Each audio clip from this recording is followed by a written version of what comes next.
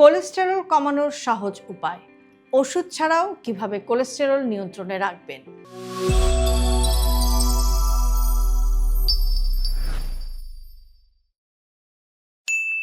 আপনি recently blood test করিয়েছেন এবং রিপোর্টে আসলো যে কোলেস্টেরল একটু বেশি, কিন্তু আপনার কোনো সিমটম বা লক্ষণ নেই বলে আপনি ভাবছেন যে সমস্যা তেমন কিছু না। এটা কিন্তু আসলে সবচাইতে বড় একটা ভুল যেটা আমরা অনেক সময় করে থাকি, কারণ কোলেস্টেরল আসলে খুব সাইলেন্টলি বা একেবারে নীরবভাবে কিন্তু আপনার হার্টের যে রক্তনালী আছে বা ব্লাড ভেসেল আছে সেগুলোকে ব্লক করে দিতে পারে বা বন্ধ করে দিতে পারে। আমরা একটু জানার চেষ্টা করি যে কোলেস্টেরল জিনিসটা আসলে কি।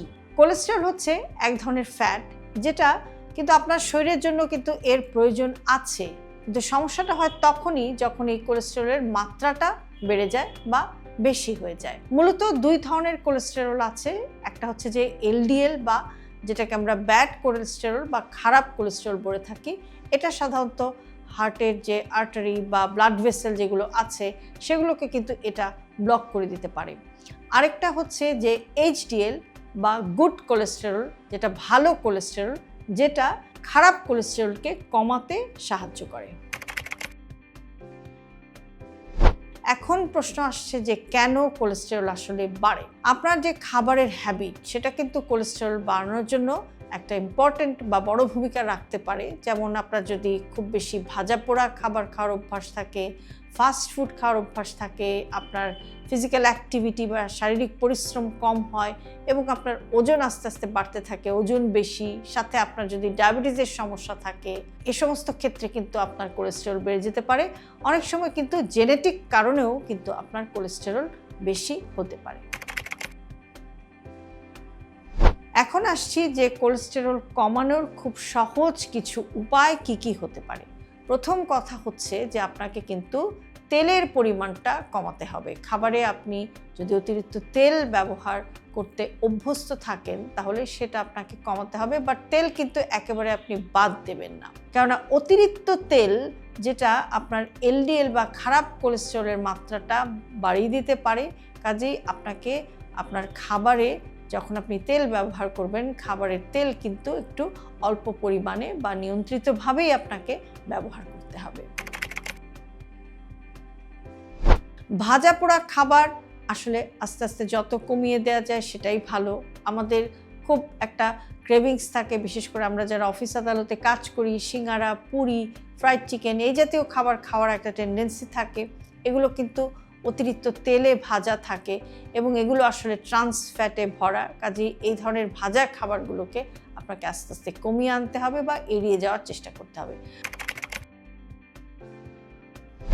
মনে রাখতে হবে যে আপনি যদি আপনার কোলেস্টেরলকে নিয়ন্ত্রণে রাখতে চান তাহলে কিন্তু আপনার খাবারে শাকসবজির পরিমাণটা অবশ্যই বাড়িয়ে দিতে হবে। খেয়াল রাখবেন যে প্রতিদিন অন্তত যেন আপনার 2 থেকে 3 কাপ অন্তত শাকসবজি খাওয়া হয়, সেটা আপনাকে খেয়াল রাখতে হবে, কেননা এগুলোর মধ্যে ফাইবার বা আঁশ থাকে যেটা কিন্তু কোলেস্টেরল কমাতে হেল্প করে। আপনাকে অবশ্যই খাবারে মাছ রাখতে হবে, আমাদের দেশি মাছগুলো, এছাড়াও কিছু সামুদ্রিক মাছ আছে। মাছের মধ্যে কিন্তু ওমেগা 3 ফ্যাটি অ্যাসিড আছে, যেটা কিন্তু আপনার কোলেস্টেরলকে নিয়ন্ত্রণে রাখতে সাহায্য করবে এবং এটা আপনার হার্টকেও কিন্তু প্রোটেক্ট করবে। আপনি ওটস খেতে পারেন, আপনি একটু ডাল খেতে পারেন, যেমন এগুলোর মধ্যে থাকে সলিউবল ফাইবার, যেটা কিন্তু এলডিএল অর্থাৎ যে খারাপ কোলেস্টেরল সেটার মাত্রাটাকে কিন্তু এটা কমাতে হেল্প করে। আপনি নিয়মিত একটু বাদাম খাওয়ার অভ্যাস করুন, যেমন আমন্ড বা কাঠবাদাম, একটু ওয়ালনাট, এগুলো কিন্তু আপনি যদি রেগুলার খান সেটা কিন্তু আপনার কোলেস্টেরলকে কন্ট্রোলে রাখতে সাহায্য করবে। তবে বাদামের ব্যাপারে একটা জিনিস মাথায় রাখতে হবে যে বাদাম কিন্তু কখনোই অতিরিক্ত খাওয়া যাবে না, একটু পরিমিত পরিমাণেই আপনাকে বাদাম খেতে হবে। তবে নিয়মিত খাওয়ার অভ্যাস করুন, যেটা কিন্তু আপনার এইচডিএল বা ভালো কোলেস্টেরলকে বাড়াতে হেল্প করতে পারে। নিয়মিত হাঁটা এটা খুব ইম্পর্টেন্ট। প্রতিদিন অন্তত 30 থেকে 45 মিনিট অবশ্যই আপনাকে হাঁটার চেষ্টা করতে হবে, কেননা একটা জিনিস মনে রাখবেন যে এক্সারসাইজ বা ব্যায়াম কিন্তু এইচডিএলকে বাড়াতে পারে। আপনার যদি অতিরিক্ত ওজন থাকে শরীরে, সেটা আপনাকে কমাতে হবে। একটি জিনিস খেয়াল করবেন যে মাত্র 5 থেকে 10% ওজন যদি আপনি কমাতে পারেন, আপনার যে এক্সিস্টিং ওজন, এই যে ফ্যাট লসটা, সেটাও কিন্তু আপনার কোলেস্টেরল কন্ট্রোলে একটা সিগনিফিক্যান্ট ভূমিকা বা একটা উল্লেখযোগ্য ভূমিকা কিন্তু রাখতে পারে। চিনি খাওয়ার অভ্যাস থাকলে সেটা আপনাকে কমাতে হবে, কেননা সুগার আলটিমেটলি ফ্যাটে কনভার্ট হয়ে যায়। কাজেই অতিরিক্ত চিনি খাওয়ার যদি অভ্যাস থাকে, কোলেস্টেরলকে যদি আপনি কন্ট্রোলে রাখতে চান, অতিরিক্ত চিনি খাওয়া আপনাকে অবশ্যই এড়িয়ে যেতে হবে। ধূমপান অথবা অ্যালকোহল, এগুলো যদি অভ্যাস থাকে, কোলেস্টেরলকে নিয়ন্ত্রণে রাখতে গেলে এগুলোও কিন্তু আপনাকে কমাতে হবে বা বন্ধ করে দিতে হবে, ছেড়ে দিতে হবে। কেননা স্মোকিং কিন্তু এইচডিএল কোলেস্টেরলকে কিন্তু এটা কমিয়ে দিতে পারে, অর্থাৎ গুড কোলেস্টেরল যেটা আপনার শরীরের দরকার, সেটাকে কিন্তু স্মোকিং কমিয়ে দিতে পারে।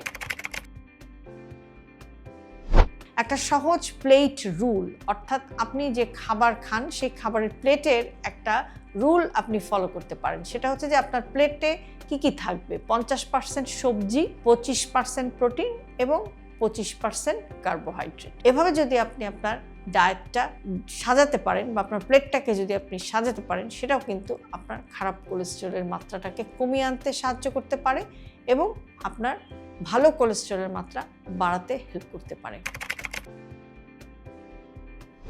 বাংলাদেশি ডায়েট দিয়ে যদি আমরা একটু চিন্তা করি, তাহলে আপনার একটা ডায়েট প্ল্যান এরকম হতে পারে, যেমন আপনি সকালে কি কি খেতে পারেন: ডিম একটা বা দুটা, সাথে একটু রুটি, সাথে একটু সবজি। দুপুরে আপনি একটু ভাত খেতে পারেন, একটু মাছ খেতে পারেন, একটু ডাল, একটু শাক। বিকেলে আপনি একটু বাদাম অথবা সিজনাল একটু ফল তার সাথে আপনি খেতে পারেন এবং রাতে হালকা রুটি প্লাস অবশ্যই সবজি রাখার চেষ্টা করবেন। এভাবে যদি আপনি একটা ডায়েট চার্ট মেনটেন করে যান, তাহলে কতদিন লাগতে পারে আপনার কোলেস্টেরলটাকে কন্ট্রোলে আসতে? সাধারণত আপনি যদি একটা হেলদি ডায়েটের মধ্যে আসেন, তাহলে 4 থেকে 12 সপ্তাহের মধ্যেই কিন্তু আপনি একটা নোটিসেবল চেঞ্জ পাবেন, অর্থাৎ উল্লেখযোগ্য কিন্তু একটা পরিবর্তন আপনি দেখতে পাবেন। তবে যে জিনিসটা খুব ইম্পর্টেন্ট, সেটা হচ্ছে যে এই ডায়েট প্ল্যানটা বা চার্টটা কনসিস্টেন্ট হতে হবে, অর্থাৎ আপনাকে এটা ধরে রাখতে হবে, এটাকে ছেড়ে দেওয়া যাবে না। কখন আপনার ওষুধ লাগতে পারে? যদি আপনি দেখেন যে আপনার রক্তে খুব বেশি এলডিএল অর্থাৎ খারাপ কোলেস্টেরলের মাত্রাটা অনেক বেশি, আপনার হার্ট রিস্ক বেশি এবং আপনার লাইফস্টাইল চেঞ্জ করেও যদি দেখেন যে আপনার কোনো কাজ না হয়, সেক্ষেত্রে আপনি অবশ্যই তখন ডাক্তারের সাথে কনসাল্ট আপনাকে করতে হবে এবং ডক্টর কিন্তু আপনাকে স্টেটিন জাতীয় ওষুধ তখন প্রেসক্রাইব করতে পারেন। তবে এই জাতীয় ওষুধ কখনোই নিজে নিজে খাবেন না। এই জাতীয় ওষুধ খাওয়ার আগে অবশ্যই আপনি ডাক্তারের সাথে পরামর্শ করতে ভুলবেন না। সবচেয়ে বড় একটা ভুল আমরা অনেক সময় করে থাকি, আমরা অনেক সময় ভাবি যে আমি তো স্লিম, আমি তো চিকন, আমার তো কোলেস্টেরলের সমস্যা হবে না, আমার তো কোনো লক্ষণ নেই, তাই কোনো সমস্যা নেই। এই দুটোই কিন্তু সবচেয়ে বড় ভুল বা মিস্টেক। আমরা অনেক সময় এটা করে থাকি বা অনেক সময় আমরা এটা খেয়াল করি না। সবশেষে যেটা বলবো সেটা হচ্ছে যে কোলেস্টেরল কন্ট্রোল করা আসলে কিন্তু খুব কঠিন বিষয় না। শুধু যে জিনিসগুলো দরকার সেটা হচ্ছে যে আপনার খাবারে একটু চেঞ্জ আনতে হবে, আপনাকে অ্যাক্টিভিটি লেভেল বাড়াতে হবে, নিয়মিত আপনাকে হাঁটতে হবে এবং অবশ্যই আপনাকে একটু সচেতন হতে হবে বা আপনার অ্যাওয়ারনেসটা বাড়াতে হবে। এই 3টা জিনিসই কিন্তু আপনার কোলেস্টেরলকে নিয়ন্ত্রণে রাখতে বা নিয়ন্ত্রণে নিয়ে আসতে অনেক বড় ভূমিকা পালন করতে পারে বা এই 3টা জিনিসই কিন্তু যথেষ্ট। আজকে থেকেই একটি পরিবর্তন করুন। সেটা কি? আমি ভাজা খাবার কমাবো, পাশাপাশি আরেকটি পরিবর্তন, আমি হাঁটা শুরু করব। যদি আপনার মাইন্ডসেট থাকে তাহলে কমেন্টে লিখুন কোলেস্টেরল কন্ট্রোল আর ভিডিওটি শেয়ার করুন, কেননা অনেক মানুষ এখনো জানেন না যে এই নীরব সমস্যাই হার্ট অ্যাটাকের বড় কারণ। হেলথি লাইফস্টাইলকে জটিল ভাববেন না।